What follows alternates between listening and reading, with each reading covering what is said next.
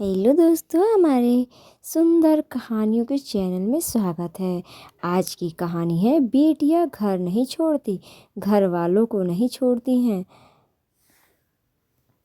और ये एक बहुत ही अच्छी प्यारी सी कहानी है। शुरू करते हैं अब। बेटियां घर छोड़ती हैं, घर वालों को नहीं।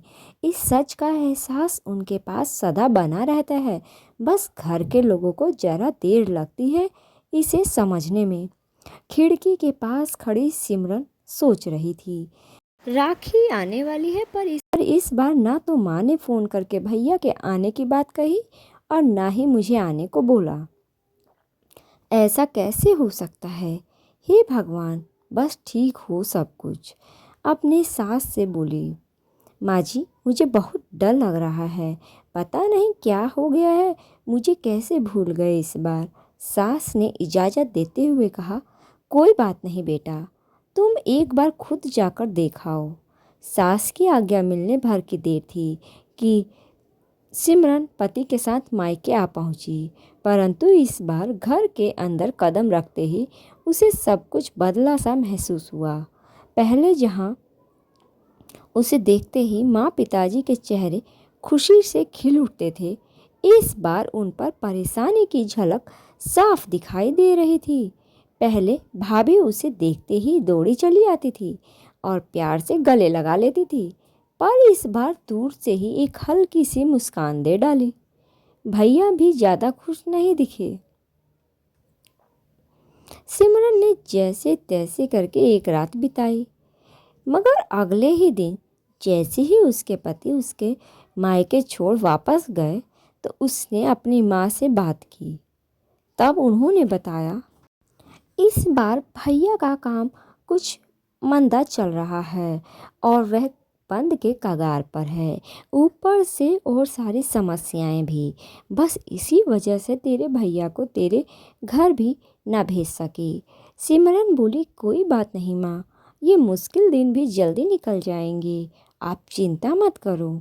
शाम को भैया भाभी आराम से बातें कर रहे थे कि जो सिमरन ने सुन भी ली। भैया बोल रहे थे, पहले ही घर चलना मुश्किल हो रहा था, ऊपर से बेटे की कॉलेज की फीस, परसों भाई दूज है, सिमरन को भी कुछ देना ही पड़ेगा ना।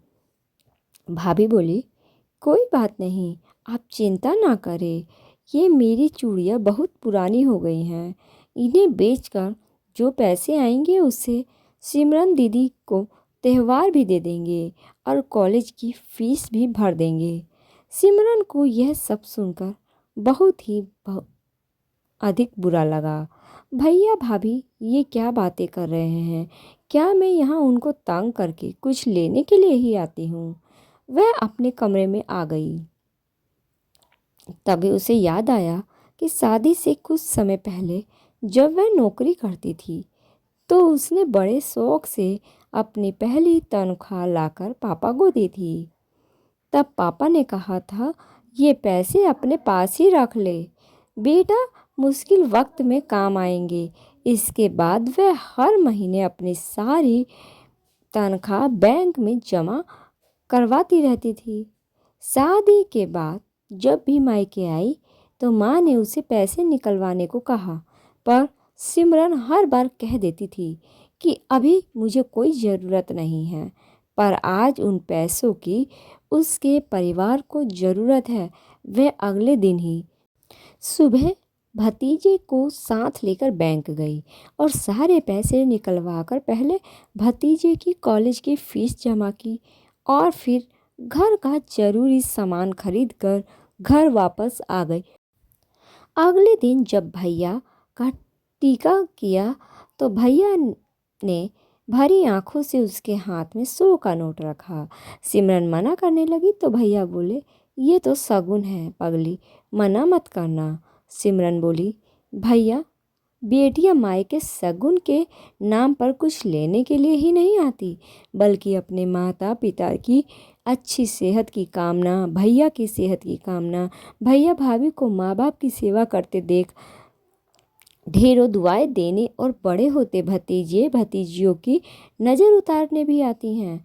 जितनी बार मायके की दहलीज पार करती हैं, ईश्वर से उस दहलीज की सलामती की दुआएं भी मांगती हैं। जब मुझे देख माँ पिताजी के चेहरे पर रौनक आ जाती है, भाभी दौड़कर मुझे गले लगा लेती हैं। आप लाड़ लड़ाते हो, मुझे मेरा शगुन मिल जाता है। अगले दिन सिमरन ने मायके से विदा लेकर ससुराल जाने के लिए जैसे ही दहलीज के पार कदम रखा कि भैया का फ़ोन बज उठा। उन्हें अपने व्यापार के लिए बहुत बड़ा ऑर्डर मिला था। वे सोचने लगे, सचमुच बहन बेटियां मायके कुछ लेने नहीं बल्कि अपनी बेशकीमती दुआएं देने आती हैं।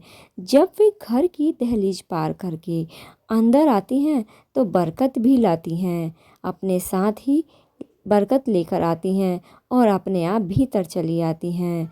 हर बहन बेटी के दिल की तमन्ना होती है कि उसका मायका हमेशा खुशहाल रहे और तरक्की करे। मायका की खुशहाली को देखकर उसके अंदर एक अलग ही ताकत भर जाती है, जिससे उसके अपने जीवन में पेश आने वाली कई मुश्किलों का वो डट कर सामना कर पाती है। भैया की आंखों से खुशी के आंसू बहने लगे। तो ये थी हमारी आज की कहानी। कहानी कैसी लगी कमेंट में अवश्य बताएं। धन्यवाद।